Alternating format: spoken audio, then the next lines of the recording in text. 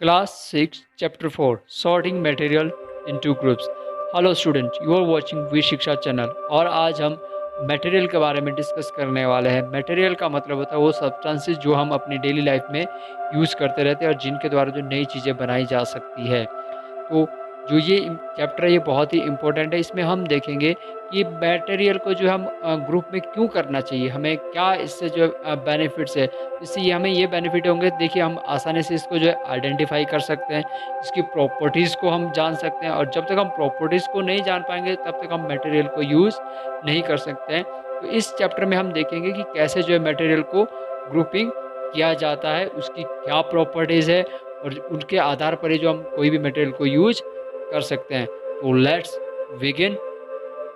देखिए जो आपका जो चैप्टर है इसका नाम है सॉर्टिंग मटेरियल इनटू ग्रुप। अब मटेरियल को सबसे पहले तो आइडेंटिफाई करना पड़ेगा कि ये कौन सा मटेरियल है, और उसके बाद हमें उस मटेरियल की प्रॉपर्टीज़ के बारे में पता होना चाहिए, तभी हम उसका यूज़ कर पाएंगे कि हमारे किस काम का है।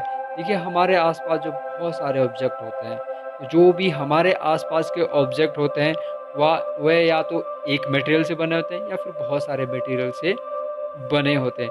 जैसे कि आपका ग्लास हो गया, मेटल हो गया, प्लास्टिक हो गया, would, cotton, paper, mud, soil etcetera. बहुत सारा मटेरियल है जो कि हम अपनी डेली लाइफ में यूज़ करते हैं। हम सब जो इसके बारे में बहुत अच्छे ढंग से जानते हैं। अब बात ये आती है कि ये जो मटेरियल है इनको ग्रुपिंग क्यों किया जाए। तो इनको ग्रुपिंग करने का जो सबसे मेन मकसद है वो यही है कि हम इनको आइडेंटिफाई कर सकें, इनकी प्रॉपर्टीज़ को जान सकें। क्योंकि जब तक हम इनको आइडेंटिफाई नहीं कर पाएंगे, अगर हम उनको प्रॉपर्टीज़ का पता नहीं होगा तो हम इसको यूज़ कैसे करेंगे। इसका यूज़ करने के लिए ही हमें इसकी प्रॉपर्टीज़ के बारे में जानना पड़ेगा, और प्रॉपर्टीज़ हम तब तक नहीं जान पाएंगे जब तक हमें जो है किसी की आइडेंटिटी पता ना हो। तो आइडेंटिफाई और प्रॉपर्टीज जानने के लिए सबसे आसान तरीका है कि जो मटेरियल है इसको हम ग्रुपिंग में कर ले जाए। तो सबसे पहले हम लिखेंगे object around us. All object around us are made of one or more material. These material may be glass, metal, plastic, wood, cotton, paper, mud or soil. अब देखिए जो हमारे आसपास का जो ऑब्जेक्ट होता है डिफरेंट टाइप के मटेरियल से बना होता है, या फिर एक ही सिंगल मटेरियल भी हो सकता है, या फिर ऐसा भी हो सकता है कि एक मटेरियल से आप जो है बहुत सारे और दूसरे ऑब्जेक्ट भी बना सकते हो। तो उसके लिए वही क्वेश्चन बार बार आ रहा है कि देखिए आपको सबसे पहले उसको आइडेंटिफाई करना पड़ेगा। जब आप उसको आइडेंटिफाई करेंगे फिर आपको उसकी प्रॉपर्टीज़ के बारे में पता होना चाहिए। तो आइए अब हम जानते हैं कि जो मेटल होते हैं उनकी प्रॉपर्टीज़ क्या होती है, क्योंकि हम उनकी प्रॉपर्टीज़ के आधार पर जो उनको आइडेंटिफाई भी कर सकते हैं और उनको कैटेगराइज भी कर सकते हैं। तो सबसे पहले हम जानेंगे मटेरियल की प्रॉपर्टीज़। मटेरियल की प्रॉपर्टीज़ के बारे में सबसे पहले हम डिस्कस करते हैं अपीयरेंस। अपीयरेंस के बारे में कि अपीयरेंस क्या होती है। देखिए हमारे आसपास जो हम बहुत सारा मटेरियल देखते हैं, जो कि आपको पता है कि हर मटेरियल के जो डिफरेंट डिफरेंट यूजेस होते हैं, और हर मटेरियल जो देखने में क्या होता है अलग अलग होता है। कुछ शाइनी होता है, कुछ जो है डुल भी होता है। तो उसके आधार पर जो अपीयरेंस के आधार पर जो हम उसको आइडेंटिफाई कर सकते हैं। तो अपीयरेंस के लिए हम लिखेंगे material usually look different from each other. Material that have lustre are usually metals. Iron, copper, aluminium and gold are example of material. देखिए जो हमारा जो मटेरियल है वो डिफरेंट डिफरेंट तरह का होगा। ऐसा मटेरियल जो आपका लस्ट्रस होता है, मतलब शाइनी होता है, उसके जो एग्जाम्पल है वो आपके आयरन हो गया, कॉपर, एल्युमिनियम, गोल्ड, ये सब जो है मेटल्स होते हैं।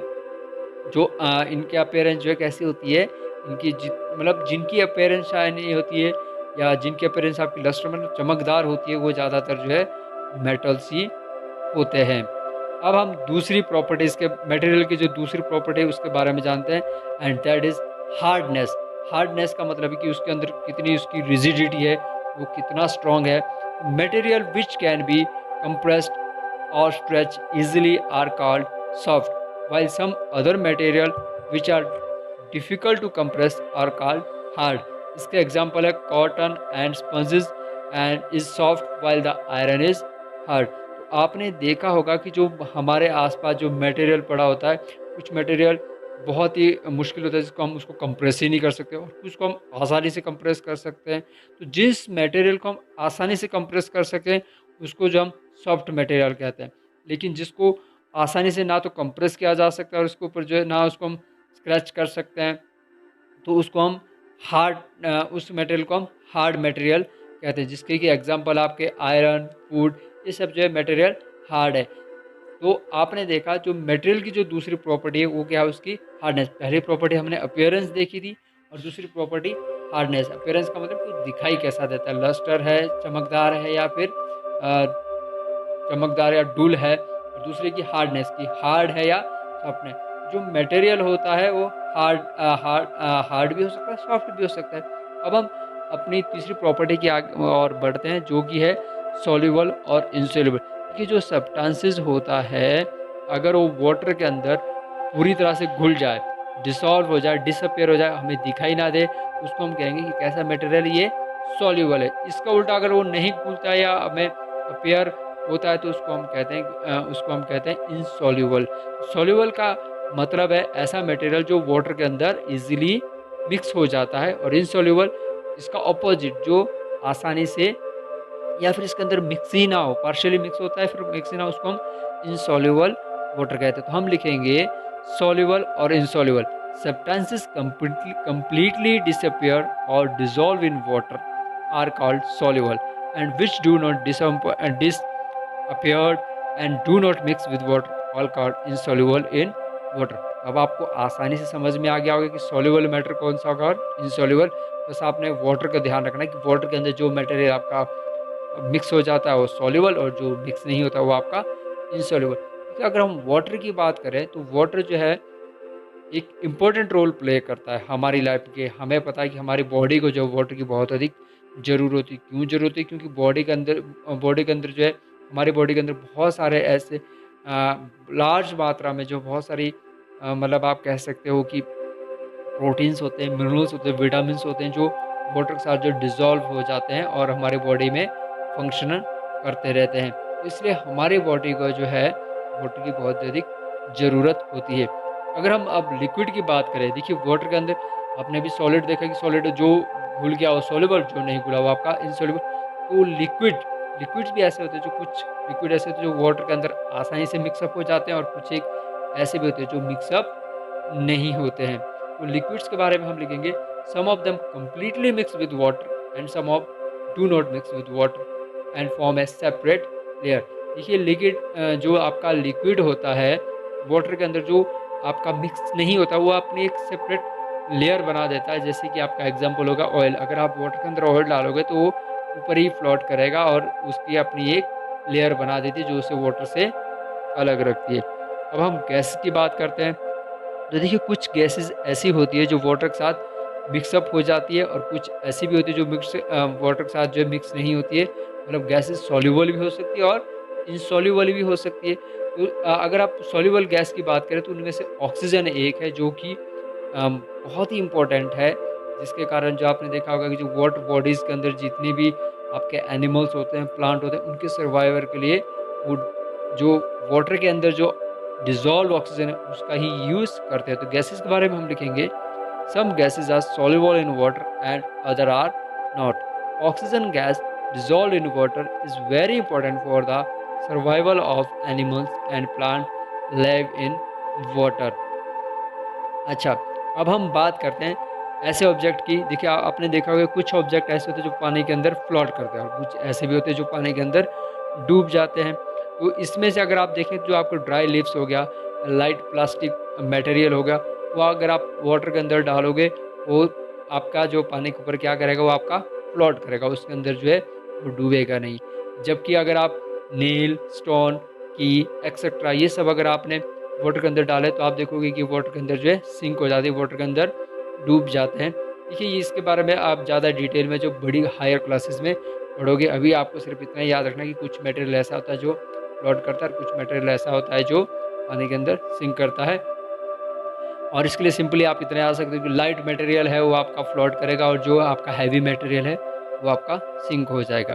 अब हम जो मटेरियल के हम प्रॉपर्टीज़ के बारे में पढ़े, तो हम नेक्स्ट प्रॉपर्टी जो है देखेंगे वो है आपकी ट्रांसपेरेंसी। देखो ट्रांसपेरेंसी का मीनिंग ही होता है कि ट्रांसपेरेंसी, आर पार दिखाई देना। देखिए ऐसे सब्सटेंसेस, जिस ऐसा मटेरियल जिससे आप आसानी से दूसरी चीज़ों को देख सकते हैं, उनको हम ट्रांसपेरेंट कहते हैं। जैसे कि इसका एग्जांपल ग्लास, वाटर, एयर, ये ऐसा मटेरियल है जिसके कारण आप जो है दूसरी चीज़ों को देख सकते हैं। और कुछ मटेरियल ऐसा भी होता है जिसके कारण आप जो दूसरी चीज़ों को आप नहीं देख सकते। इस तरह के मटेरियल को जो हम ओपेक कहते हैं। इसके एग्जांपल वुड, प्लास्टिक एक्सेट्रा होता है। तो ट्रांसपेरेंसी के बारे में आप लिखोगे, those substances or material through which things can be seen are called transparent. Example glass, water, air, etc. है। Material through which you are not able to see are called opaque.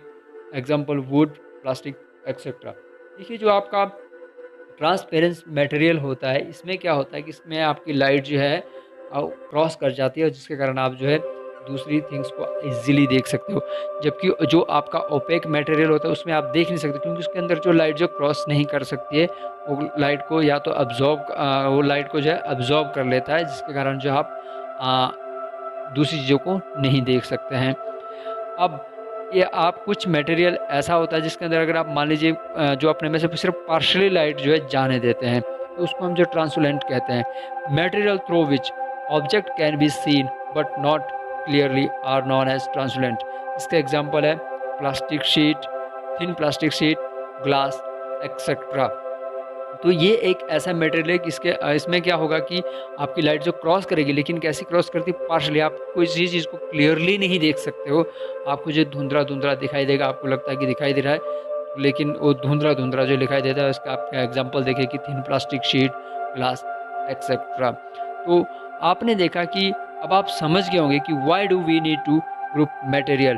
हमें जो है group material को grouping में करने की क्या ज़रूरत है? तो सबसे पहला रीज़न है कि फॉर आवर कन्वीनियंस, अपने कन्वीनियंस के लिए, ताकि हम आसानी से उसको आइडेंटिफाई कर सकें कि कौन सा मटेरियल किस चीज़ का, उसके आधार पर ही हम उसको प्रॉपर्टी को जान पाएंगे और उसको हम यूज़ कर पाएंगे। फिर हम देखते हैं कि लोकेट दम इजीली, ताकि हम उसको इजीली से जो है आपको लोकेट कर सकते हैं। आपने देखा होगा कि आप अपने घर में भी अपनी बुक्स वगैरह जो है आप इस हिसाब से अपने अलमारीज या अपने टेबल, स्टडी टेबल के ऊपर इस हिसाब से अरेंज करते हो कि आपको आसानी से वो मिल सके। तो ये भी एक रीज़न है कि हमें जो मटेरियल को ग्रुपिंग क्यों करना पड़ता है। और सबसे main point, to study their properties, क्योंकि जब तक हम किसी मटेरियल की प्रॉपर्टीज़ के बारे में नहीं जानेंगे, तब तक हम उसका यूज़ नहीं कर सकते हैं। तो it is a very important thing कि हमें जो है मटेरियल की प्रॉपर्टीज़ को जानने के लिए हमें मटेरियल को ग्रुप करना पड़ता है। Thank you.